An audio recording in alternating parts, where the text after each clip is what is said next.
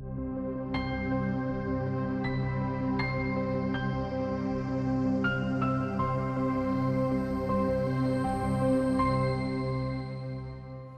in religious studies and theology, the thinking and talking about race has been largely a matter of historical study, sociology, that kind of thing.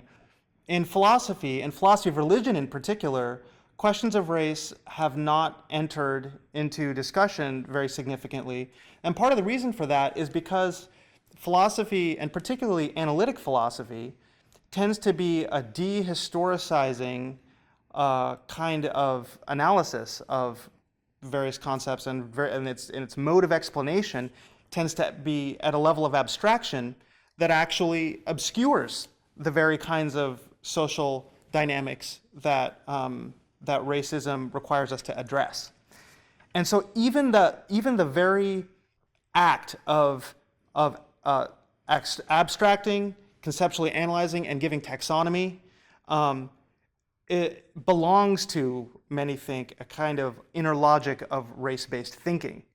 That's the way, that kind of stance is the way that that race-based thinking operates and is mobilized. So it raises the question, what can or what does analytic philosophy possibly contribute?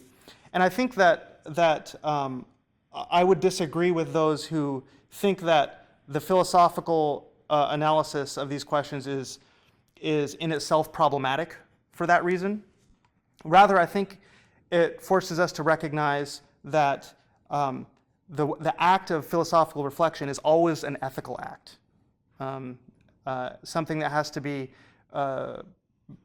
appropriated with a mindfulness about what its moral use is.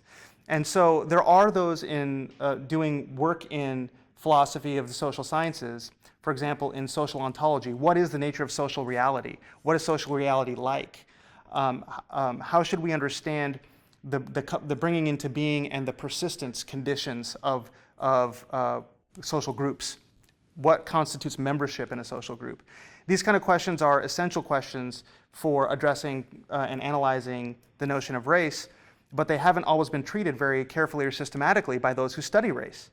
So, so philosophy can help us to bring the tools to bear on questions about the nature and function of race by appropriating the work in philosophy, contemporary work in philosophy, that addresses questions of social identity and group identity.